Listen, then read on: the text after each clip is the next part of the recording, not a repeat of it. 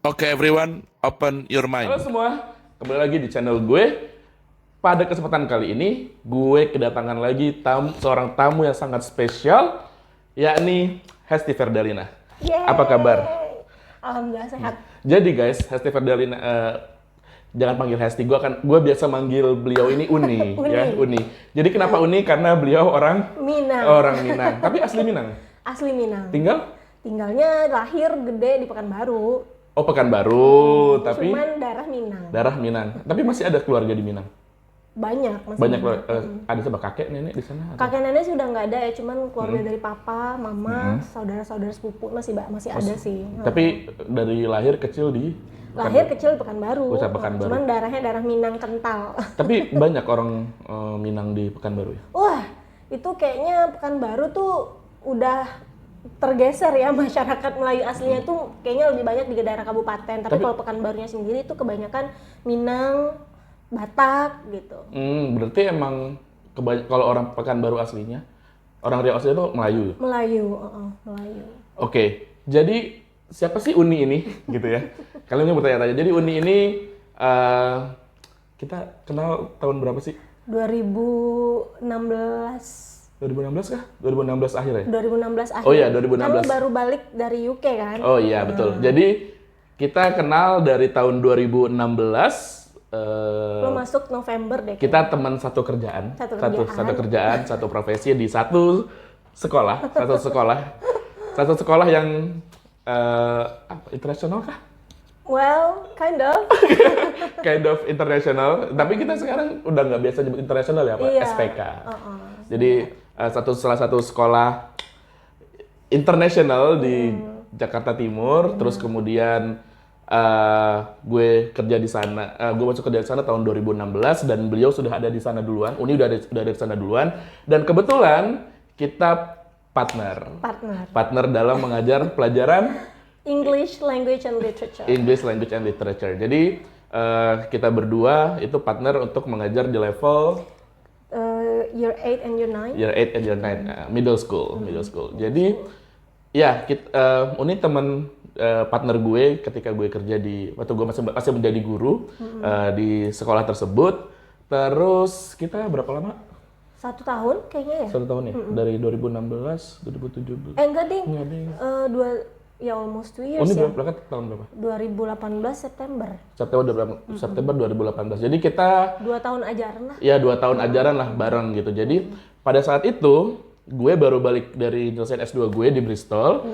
Terus gue balik dan kemudian gue kerja di satu sekolah sama Uni. Terus kita jadi partner. Uni udah di sana duluan dari tahun berapa nih? 2015. Jadi sekitar November. udah mau 3 tahun di sana baru gue nyusul. Lalu kita bersama mengarungi bahtera dunia pendidikan dan pengajaran di situ selama 2 tahun. Terus kemudian Uni yang pergi. Iya. Uni kemana nih? Sama, ngikutin jejaknya lu. Iya, jadi kemana tuh? Kemana ya? University of Bristol. Jadi FYI guys, jadi Uni juga baru pulang dari selesaiin S2-nya di University of Bristol UK. Kapan baru pulangnya? Februari kemarin. Februari. Ini Ini bulan udah Juni. Jadi udah sekitar Akhir Februari sih kemarin pulangnya. oh, berarti udah 3-4 bulan di rumah ya? Pas banget sebelum lockdown di UK diberlakukan itu. Oh, berarti Beruntung banget sih. belum sempat ngerasain lockdown, belum sempat ngerasain corona Belum. nyampe sini lah ya. Jadi ngerasain di sini. Jadi Uni, welcome back to Indonesia. So how's your feeling? Apa ya? Mixed feelings lah. Gimana tuh? Baru nyampe, ya sesederhana cuaca pastinya gitu ya. Karena kan pada saat meninggalkan UK, pada saat itu kan masih akhir winter kayaknya, masih dingin. Februari. Oh iya, masih winter, Masih masih dingin tuh. Terus Jadi gue kesini itu pakai, nah ini nih ceritanya lucu. Barang banyak banget, ya kan. Jadi sementara itu gue udah shipping barang, udah banyak banget, udah 30 kilo. Udah gitu koper yang gede karena dapat jatah bagasi mahasiswa dari Garuda Indonesia. Boleh disebut ya? boleh. Dari Garuda Indonesia yang terbang ke London. Nah itu dapat 40 kilo. Setelah itu 40 kilo dan dapat ini lagi kan, ada bagasi cabin lagi kan, itu sekitar 11 kilo. Terus gue masih nitip satu cabin lagi sama temen gue.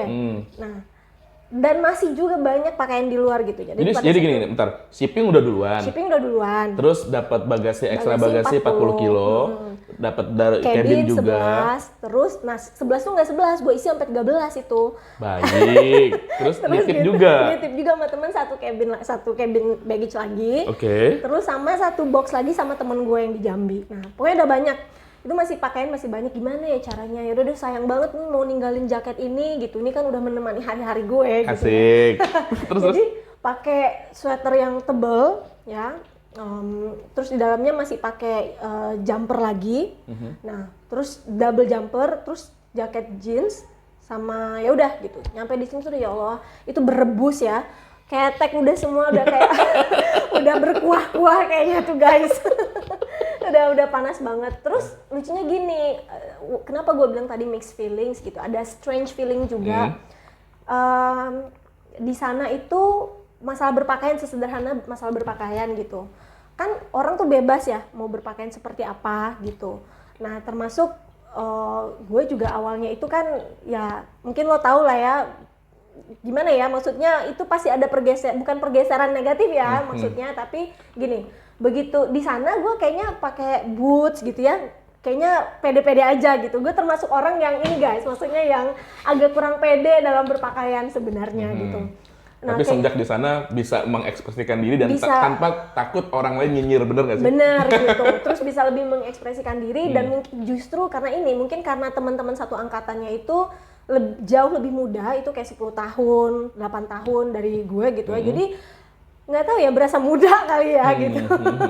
Nah, nyampe di sini tuh kok ngerasa aneh, ngerasa tiba lagi tuh kembali lagi perasaan, gue diliatin orang kayaknya aneh ya, gue pakai pakaian gini, kayaknya nggak pantas gitu kalau di sini. Kalau di sana tuh kayaknya pantas-pantas aja gitu. Nah, itu sesederhana itu perasaannya itu, mixed feelingsnya seperti itu gitu. Jadi mixed feelingnya tadi kalau gue simpulin dari weather ya, dari cuaca. Terus yang kedua tadi dari freedom of expression kali ya. Ya, lebih tapi lebih ke fashion ya, lebih ke fashion. Ada lagi selain itu? Banyak culture sih ya. Shocknya apa lagi? Reverse culture shock ya mungkin ya.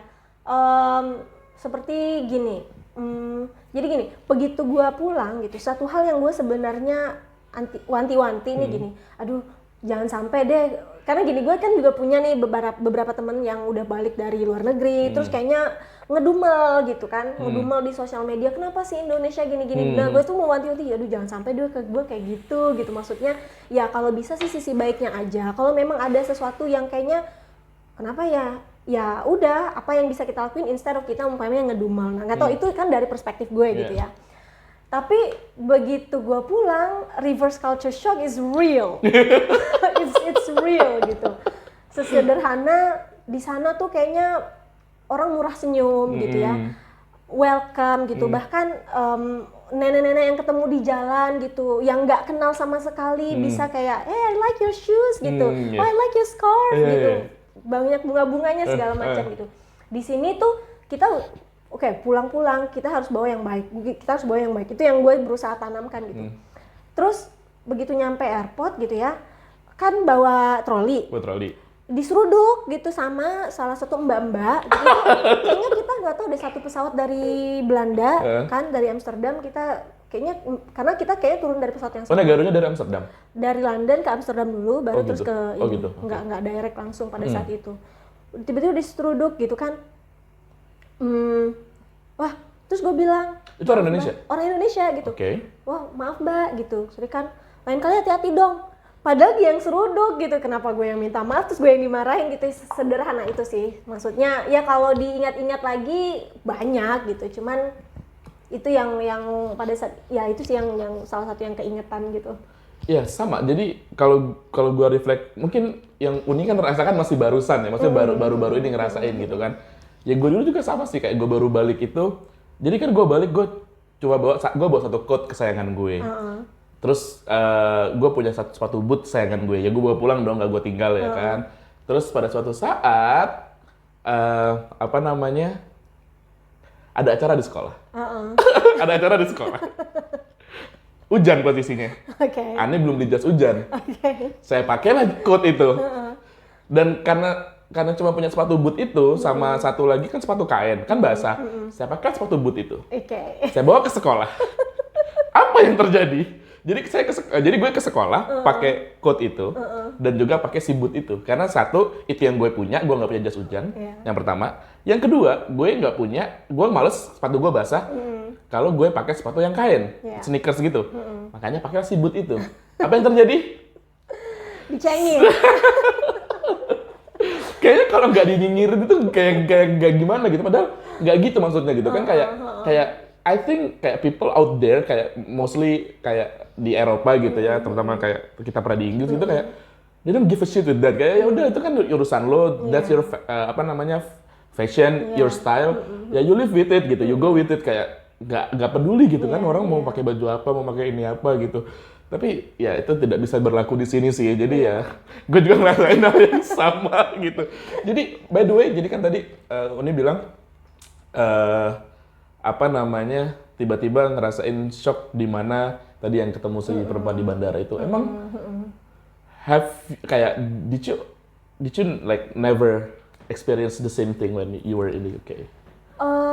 Pasti gitu ya, ada kayak cuman bumped into someone atau seseorang yang nggak sengaja nyeruduk atau apa, tapi apa ya, belum pernah tuh yang namanya itu mereka tuh yang apa sih lo, mata lo di mana gitu-gitu yang responnya gitu. Pasti, nah itu juga ini salah satu culture di UK ya gitu. Memang mereka tuh mudah sekali bilang sorry, sorry love gitu, sorry mate gitu kan. Itu mudah sekali gitu. Nah walaupun ya terserah deh mau itu dilakukan intentionally atau enggak gitu. Yang jelas ada basa-basinya Yang lah ya. jelas ada basa-basinya gitu, kayak gitu sih. Maksudnya well, it wasn't a big deal though. It was just one of the reverse culture shocks that I had gitu yang gue alamin gitu. Terus nggak tahu belakangan yang berasa banget itu, yang dikangenin banget itu, yang aduh I wish the same thing in the UK that I had itu ada di sini. Itu sesederhana penggunaan kartu ATM. bisa buat narik uang, bisa buat kartu kredit, belanja online, iya, bisa transfer ke semua jenis rekening tanpa harus ada biaya gitu. Dan bisa ngambil uang di ATM apapun ya nggak sih? Di negara Eropa manapun. Iya, dan nggak perlu ada charge-nya kan? Nggak perlu ada. Gue nggak pernah bawa cash kemana-mana gitu. Itu cuma satu kartu itu doang. Nah itu yang, aduh di sini tuh pengen belanja ini, tapi di Instagram gitu, bukan di salah satu e-commerce gitu. Aduh ada kena casnya, terus mau bayar ini kena casnya, kan ya lumayan ya, 5 kali, 6 kali kan berasa bisa seharga satu barang gitu kan. Betul. Nah itu yang gue rasain, aduh susah banget sih. Terus juga bus gitu. Apa? Naik bus. Oh naik bus ya. Itu di sana tuh bus, gue kemana-mana naik bus, lo pasti juga naik bus ya. Tapi di sana udah pakai kartu belum? Udah pakai kartu atau masih pakai? Aplikasi handphone. Oh itu pakai aplikasi. Jadi kalau zaman gue waktu itu masih kayak bisa beli monthly ticket, monthly pass, weekly pass, daily pass, masih kayak gitu, masih sama. Kadang masih bisa beli cash di situ, masih kayak gitu. Sama, bisa belinya pakai kartu atau bisa dari lewat aplikasi di handphone itu lebih mudah. Dulu belum ada aplikasi. Ada yang monthly, yearly, ada yang weekly gitu. Biasanya sih gue belinya yang bulanan ya, karena jauh lebih mudah. Tapi karena Uni emang sering naik bus kan, kalau gue dulu kan emang nggak pernah naik bus, benar-benar jalan kaki doang gitu. Ya. Nostalgia. Jadi Uni kemarin pakai bank apa kalau boleh tahu? Barclays. Itu udah yang apa? Tap doang gitu. Iya. Jadi kalau belanja kita self service, belanja sendiri, udah dihitung sendiri. Di bawah 30 pounds itu bisa cashless, bisa tapless. Langsung tinggal tap dong. Gitu terus udah tinggal nggak usah pakai insert, masukin pin, belum kalau ATM-nya nggak kebaca gitu ya. Bener. Terus pakai Apple Pay juga gampang banget kan, mau nggak ada limitnya gitu. Bisa di atas itu. Gitulah, sesederhana itu. Yang dikangenin salah satunya sih itu. Jadi kalau disuruh milih balik lagi, bakal balik lagi atau? Pengen lah pastinya. Pengen balik lagi? Pengen balik lagi. Jadi sekarang udah beres belum culture shock-nya? Reverse culture shock-nya? Ya masih live with it aja lah gitu. Mau gimana gitu kan. Karena gua ngedumel, gua apa palingnya gua ngedumelnya sama suami gitu kan. Kenapa ya Mas begini? Kenapa ya? Padahal orang-orang di sana kayak gini, kenapa kita nggak bisa hidup kayak gitu kan? Tapi terus gue kembali lagi dulu ya gue oke, gini ada juga nih perdebatan kayak gini. Allah ada temen yang ngeceng yang nyinyirin. Allah lu baru juga 18 bulan di sana kayak lu udah tinggal 30 tahun aja gitu kan. Kan juga sebelum lu berapa lama? 18 bulan gitu. Sebelumnya kan lu tinggal di Indonesia juga nggak ngapa-ngapain. Sebenarnya kita juga merasakan hal yang sama gitu ya. Tapi begitu kita berada di luar sana itu semakin memperkuat dan itu membuka. Dan kita kan kita kan gain insight baru gitu ya, dan cakrawala kita kan meluas gitu ya. Melihat itu nggak hanya di dalam kotak, oh ini kota gue seperti ini, orang-orang lingkungan gue seperti ini gitu, bukan serta-merta terus menjadikan kita sombong banget sih pulang-pulang kayak nggak pernah di Indonesia.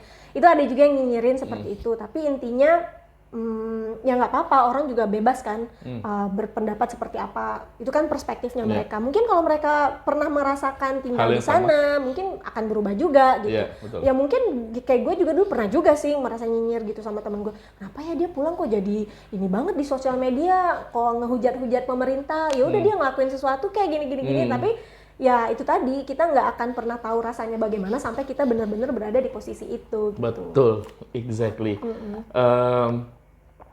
Kalau kan Uni di sana apa namanya, Uni perempuan nih, ya kan, datang ke sana jauh sekali, puluhan ribu miles gitu kan dari sini, dan nggak tahu culture-nya gimana, nggak tahu orang-orangnya gimana, nggak tahu kebiasaannya gimana. Ada rasa khawatir nggak waktu itu pas mau berangkat? Ada rasa khawatir, takut gue nggak bisa adapt atau nggak bisa bergaul di sana, atau gue takut kenapa-kenapa? Itu pernah ada rasa takut itu nggak? Wah, pasti ya gitu. Gini, apa namanya, maybe ya you know me lah ya, maksudnya kan kita pernah kerja bareng, curhat-curhat bareng juga ya, kegalauannya itu sama gitu, kegalauannya itu aduh bisa nggak ya gue fit in gitu, karena gue selalu merasa kayak kurang, apalagi nih kalau dalam segi akademik gitu ya, mungkin yang paling gue concern utama gue pada saat itu segi akademik gitu, karena I graduated itu like 10 years before, gitu kan, udah lulus S1 itu tahun 2009, berangkat itu 2000. Saya baru masuk kuliah. Jadi you know how old I am ya. Jadi 2009, udah 10 tahun nih meninggalkan akademia gitu ya. Walaupun ngajar di sekolah, tapi kan beda kalau kita posisinya jadi mahasiswa ya, gitu. Belajar lagi gitu. Melakukan rutinitas tuh ya beda lah, murid sama guru tuh beda. Nah itu kekhawatirannya gitu, masalah akademik, bisa nggak ya paham apa itu pertama concernnya juga actionnya mereka gitu, karena kan kita nih get used to, terutama gue lebih sering dan lebih condong ke American English gitu, konten-konten yang dilihat, kemudian material pelajaran juga seperti itu gitu, anak-anak di sekolah juga actionnya mereka lebih American gitu. Jarang banget ada yang British. Itu salah satu concernnya, bisa nggak ya paham gitu. Terus academic writing gitu, itu sangat-sangat menjadi momok gitu. Sampai-sampai gue hampir waktu itu pengen ikut kelas academic writing. Ini jujur aja, walaupun kenapa sih Uni kan guru bahasa Inggris, apalagi sih yang dikhawatirkan. Tapi ya nggak tahu, orangnya emang kayak gitu gitu. Maksudnya ada rasa coba berefleksi gitu. Memang saya guru bahasa Inggris, tapi bukan berarti saya 100% menjamin bahwa saya jago akan nulis artikel atau nulis tugas kayak gitu-gitu. Itu salah satu concern yang apa sih namanya, kekhawatirannya pada saat itu. Itu tadi ngomong-ngomong masalah apa, oh kan gue perempuan gitu ya, gimana sih ada kekhawatiran. Kalau untuk pergaulan sih alhamdulillah nggak ada, apa ya, so far nggak pernah ada concern yang gimana-gimana, like am I gonna be, will I be able to fit in gitu in the community or whatever gitu. Tapi lebih kepada waktu itu kompetensinya untuk bisa melaksanakan rutinitas sebagai mahasiswa lagi setelah 10 tahun meninggalkan akademinya kayak gitu. Jadi lebih ke akademiknya, tapi kalau untuk kayak lebih ke sosialnya itu kayak nggak terlalu concern lah ya. Terus kemarin waktu di sana tinggalnya gimana? Tinggalnya, nah ini juga masalah akomodasi. Akomodasi. Kan kita itu udah dikumpulkan di dalam satu grup keberangkatan gitu ya. Bukan grup angkatan tahun itu gitu, 2018-2019. Masih bareng sama BAF nggak? Bareng. Ininya juga PPI-nya sih, PPI-nya nggak beda. Oh, udah beda? BAF udah punya sendiri? Bentar, sama-sama PPI BAT and Bristol ya. Nah terus tinggalnya sama orang ini, teman-teman orang Indonesia, dan itu di akomodasi luar kampus, which is very very cheap and affordable, dan kayaknya nggak ada satu hal pun yang gue sesalin memilih tinggal di akomodasi luar kampus. Jadi berapa jauh dari kampus? Jaraknya sih kalau naik bus itu in total 30 menitan lah ya, 30 menit, 40 menit. Satu kali naik bus atau 2 kali? 2 kali. Transit di mana? Di itu, Berpit. Apa ya, dekat depan Primark itu. Depan Debenhams itu. Apa sih namanya, gue lupa ya. Gue juga lupa, apalagi gue. Berpit, iya di Berpit, di situ. Turun ya udah. Terus dari arah mana? Dari arah mana? Dari arah apa namanya, Fish Ponds area. Itu busnya nomor berapa? Busnya nomor 48, 48A, 49. Oke, baik. Gue Ya, sudah 25. mulai lupa, guys. Oke, dari Kayak sana. gitu. Terus berarti tinggal di rumah, itu di rumah atau flat? Rumah. Jadi pada saat itu kan lagi nyari nih. Nah, itu kan dari satu grup. Di grup-grup itu kebetulan teman-temannya udah pada dapet. Ada yang memutuskan dapat apa di dekat kampus, ada yang memang dikelola sama agensi gitu, cuman kayak mahal gitu loh. Waktu itu mahal banget, dan kayaknya gue ngitung-ngitung, waduh kayaknya kok ini nggak kejangkau gitu. Berapa ya? Itu temen ada yang sampai, ada yang 750 berdua tapi. Nah, sementara concernnya gue waktu itu, kayaknya gue nggak bisa kalau sekamar berdua, karena I think ya privacy itu nomor satu gitu. Kayaknya gimana ya, belum kenal sama teman itu, kan kita sama-sama baru kenal ya di grup itu gitu kan. Jadi kayaknya ya udah aku nyarinya yang pribadi gitu. Nah, kalau pribadi sendiri itu mahal kan, mahal banget gitu. Akhirnya ya udah memutuskan ngobrol-ngobrol ditawarin sama salah satu mahasiswa di situ, mahasiswa PhD, Karirin. Sempet kenal nggak? Nggak kenal. Nah, itu ditawarin, ini ada kamar kosong 1, ya udah di situ. Itu tuh murah banget. Berapa tuh? Cuman 375 udah all bills, udah semualah, kamar sendiri, bills udah included. Itu gitu. tinggalnya sama mahasiswa PhD itu, si Mbak Ririn itu? Berempat. Sama siapa lagi? Ada berempat, ada Mbak Ririn, ada Taurista. Itu mahasiswa lama, mahasiswa baru? Mahasiswa lama itu Karirin sama Rista. Nah, yang baru itu aku sama satunya Nurul, ada teman satu angkatan. Oh, berarti ada 4 Ada empat kamar itu. Si Mbak Ririn itu sama keluarga? Enggak, sendiri-sendiri juga. Jadi ada 4 kamar. Luar biasa ya, cuma 300. 375. 375. Dulu gue itu 500. 500 ya, 500. 115 per week. Jadi gue bayar per 5 week. Ya segituan lah, tapi ya untungnya ya di city center cuma butuh nanjak doang tuh, nanjak Park Street, menyebalkan ya. Jadi jadi tinggal udah. Terus kalau untuk pas selama di sana, kesan dan gimana ya, penilaian atau generalisasi terhadap masyarakat UK khususnya Bristol gimana? Asik.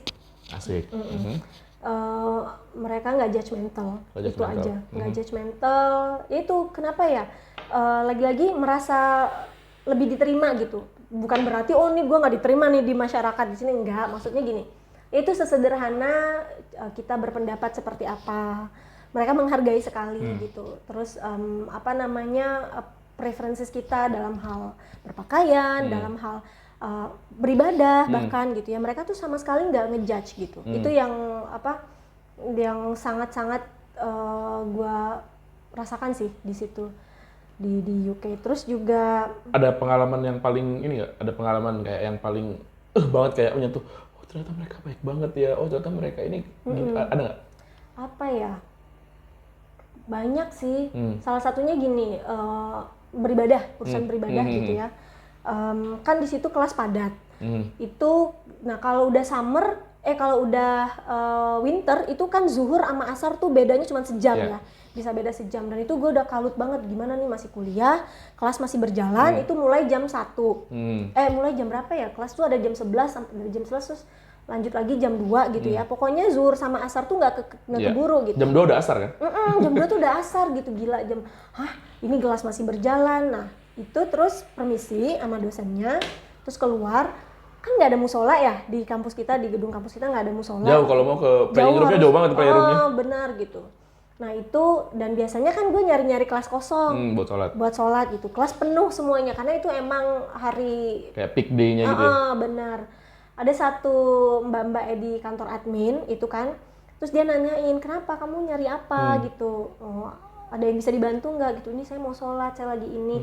Itu dia keluar dong dari ruangan dia sama temannya, bisa nggak, udah pakai ruangan ini, berapa lama gitu, nggak lama kok, cuma 10 menit gitu kan sholat gitu. Dia keluar dong sama teman-temannya gitu, apa namanya, silahkan masuk gitu, kamu arah matahari ini ya, matahari terbenam ya gitu, iya gitu, iya sebelah sini, iya saya tahu kiblatnya gitu. Pokoknya itu salah satu sih apa, tersentuh banget gitu, mereka tuh kayak Luar biasa ya.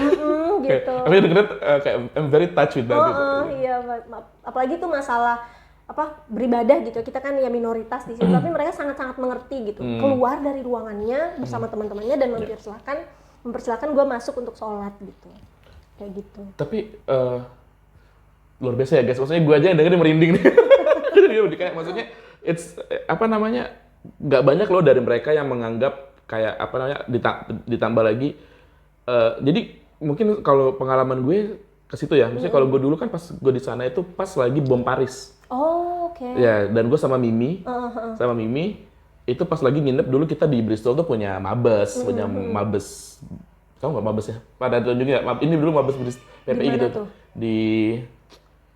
Di mana? Pokoknya nggak jauh-jauh dari Cabot Circus kok, dekat-dekat situ lah pokoknya. Iya. Ya, Kayaknya jadi- pernah ada yang cerita jadi di rumahnya di- Pak Iwan apa rumahnya Pak siapa gitu. Nah, jadi di situ dulu kita punya, di situ ada housing gitu, tapi dia bekas church gitu. Nah, di situ dulu tuh mabesnya PPI Bristol dan Bath. Nah, pada saat itu dari situ, malam itu kan bom Paris dan segala apa namanya, yang ditembak-tembakin itu kan, yang di itu. Besok pagi kita masih pada di situ semua. Besok paginya Mimi itu mau pulang ke akomodasi. Ternyata di bus, kayak dia mau dari jalan dari Mabes mau ke halte bus itu, dia kayak diikutin banyak orang gitu, kayak banyak banget. Karena gitu. dia pakai Iya, karena dia pakai hijab, karena apa namanya, stereotipnya atau yang media blow up itu adalah si Muslim itu kan gitu. Terus Muslim yang ngelakuin, hingga akhirnya dia masuk bus, dapat masuk bus, pas di bus itu kayak semua orang juga kayak ngeliatin dia gitu.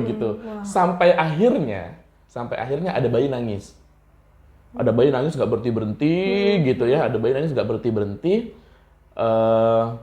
Terus emaknya itu kayak mencoba untuk apa namanya, diemin dia, tantrum, tapi dia nggak mau diam. Sama si Mimi dimainin, kayak peekaboo, ketawa dong. Ketawa, diem nangisnya, ketawa dan segala macam, sama orang satu bus itu ditepuk tanganin. Wow. Tepuk tangan gitu-gitu, terus akhirnya ada satu orang teriak dari belakang, hey I know you're not the one who did that in Paris, dia bilang gitu. Wah, gila. I know you're Muslim and your religion apa namanya teaches something good, not like ya gitu. Jadi ya gue bersyukur banget kayak di Bristol itu nggak terlalu konservatif ya, maksudnya bener-bener yang udah open minded banget gitu tentang, maksudnya nggak begitu Islamofobia gitu. Enggak sih kayaknya. Terus pas setelah itu juga pas zaman gue itu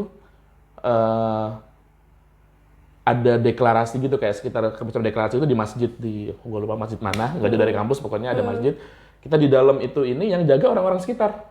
Yang jaga di depan tuh orang-orang apa namanya, orang-orang masyarakat sekitar, orang local people. Orang non muslim gitu, orang lokal, dan mereka yang jaga kalau ya it's not Muslims gitu, it's not Muslims doing that, dan kita it's solidarity act gitu. Jadi ya gitu guys, bener-bener ya banyak banget sih, maksudnya hal-hal yang kita kayak di luar dugaan gitu ya. Tapi gini deh, selain itu kayak perspektif Uni sama orang-orang Barat berubah nggak sih ketika dari sebelumnya di sini yang cuma dengar orang Barat tuh gini, ketika di sana ternyata gini, itu berubah nggak? Berubah banget. Jadi gini, salah satu hal yang I really keep in mind itu dan yang menjadi pelajaran banget bahwa ini masalah gender gitu ya. Di sini kan itu sangat sensitif ya, kita paham gitu. Memang apa namanya seperti LGBT dan segala macam itu kan sangat sensitif, dan memang bahkan bisa dikatakan tidak begitu diterima ya di Indonesia sendiri gitu. Nah, di sana gitu, karena kita berdampingan dengan mereka gitu, em, satu hal yang itu tadi kayaknya tuh media yang ngeracunin pemikiran begini begitu ya, sebenarnya ya mereka ya seperti biasa aja, seperti kita juga gitu. Dan satu hal lagi gitu, it doesn't define their sexual orientation, doesn't define their capacity, their quality gitu ya, doesn't make them less quality dan kita yang mungkin straight kayak gitu. Itu satu hal yang bahkan secara manner mungkin mereka lebih behave ya. iya gitu. Terus juga penampilan, lagi-lagi nih penampilan, karena concern sekali karena gini. Jadi di sana gitu ya. Kalau di sini kan dulu pemikirannya, gue tuh termasuk salah satu yang agak kolot nih. Maksudnya kolot tuh gini, oh kalau umpamanya di sekolah ya berpakaian, kalau guru tuh ya rapi gitu ya. Iya. Formal, pakai kemeja, gitu, celana bahan. kemeja ya pakai blazer atau nggak blazer tapi pakai outer yang gimana gitu. Nggak Blus, selengean gitu, nggak yang tatoan. Contohnya nih masalah tato nih salah satu nih, kayaknya dulu ya sebelum gue merasakan sendiri gitu ya, kayaknya melihat rekan guru yang ada tato tuh, apalagi yang Jahat. memang showcase gitu ya, kayaknya Berandal. kurang pantas Nggak gitu ya, pantas ya. gimana gitu. Tapi begitu sampai di situ gitu, itu membuka mata sekali bahwa kenapa sih gue pernah berpikiran seperti itu gitu. Apa itu kan cuman apa sih Soalnya gitu. picture. Iya, it's just a Posted picture. It doesn't tidak membuat mereka kemudian nggak bagus ngajarnya atau apa gitu. Bahkan dosen-dosen sendiri pun ya ada yang memiliki sexual orientation yang berbeda gitu. Kemudian juga gaya berpakaiannya ada yang ini, salah satu dosen tuh gue lupa dia dosen mana, itu kayak gypsy gitu. Pakai tindiknya tuh segede apa gitu, kayak kalung sapi gitu di sini gitu, rambutnya heavy dreadlocks warna-warni gitu. Pakaiannya tuh kayak boho-boho gitu ya. Tapi dosen dokter gitu, dan dia udah menerbitkan banyak sekali artikel gitu. Jadi itu salah satu yang eye opening sekali pengalamannya di situ. Mungkin kayak gini nggak sih? Mungkin karena kita di Indonesia udah dicap, udah di label ya sama media, sama kayak misalnya gini. Sekarang kalau misalnya ada maling tertangkap, gitu kan? Maling tertangkap, terus kemudian pas di penjara atau pas di kantor polisi, terus kemudian kayak di patroli gitu, pasti dilihat tatonya banyak gitu kan, abis minum-minuman gitu kan, apalagi tindiknya banyak. Jadi karena mungkin media itu yang bener-bener bahwa merusak ya yang banget ya. punya tato, yang minum-minum itu ya pasti orang jahat. Sedangkan orang-orang baik yang bertato, yang bertindik jarang diekspos, bener nggak sih? Jadi kayak kita bener-bener kayak associate-nya ke yang jelek-jelek, bukan yang jahat gitu, bukan yang baiknya gitu nggak sih? Nah, berarti kalau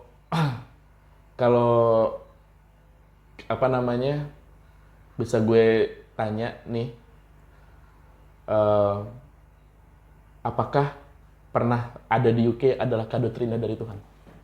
Wah, banget Bang. Salah satu kado terindah sih, bener-bener bahkan itu nggak pernah kebayang sebelumnya gitu. Kok begitu menginjakan kaki nih di UK itu nangis kejer gitu, ya Allah ini is it real gitu. Bahkan nyampe di UK tuh kita kan pagi, itu kan udah mulai agak chill gitu cuacanya karena September kan udah mau akhir autumn ya. Nyampe di sana kan airportnya itu ngelewatin perkebunan, banyak sapi-sapi, banyak domba-domba. Ih, ya Allah ini kayak di film gitu, ya ampun. Terus bener nggak sih? Terus kan pas ngomongnya itu mulutnya kan berasap gitu ya. Ya Allah, saya sereceh itu banget. Kan kita nonton film Hollywood gitu. Kalau ngomong kok berasap gitu. Kok berasap sih gue? Lihat deh kayak gitu. Coba kamu ngomong gitu kan. Itu sereceh itu gitu. Dan malamnya, nah itu juga kejadian tuh lucu. Gue nyampe di UK itu kopernya nggak ada. Pakai apa, KLM? Pakai KLM. Oh iya, kalau gue sih jadi stranded somewhere di Amsterdam gitu katanya kan. sama nasibnya berarti. Iya. Aku juga pas nyampe, jeng. Sorry sir, your luggage are still in Amsterdam. KLM masih kayak gitu. Oh gitu. Jadi kayak aku baru dapat koper itu 2 hari setelahnya. Kalau aku tuh 4 hari setelahnya. Lama ya? Dan dalam keadaan udah jebol tuh rodanya gitu sama Oh dirusak? pegangannya. Apa rusak atau rusak? Rusak bawah. Bukan dirusak. Bukan dirusak kayaknya karena bongkar Ditimpa-timpa ya? dilempar-lempar gitu. Udah tapi gue klaim dikembaliin duitnya gitu sama KLM-nya. Ya gitu, itu malamnya nyampe di sana tuh nangis kejur, ya Allah, nggak nyangka gitu. Aduh, kok bisa sih, ini bener nggak sih gue ada di UK gitu. Yang kayaknya tuh aduh kalau mengingat sejarah hidup ya, kayaknya tuh almost impossible gitu. Iya, iya. Bisa menginjakan kaki di negara Eropa tuh ya kayak gitu sih salah satunya. Okay, everyone, open your mind.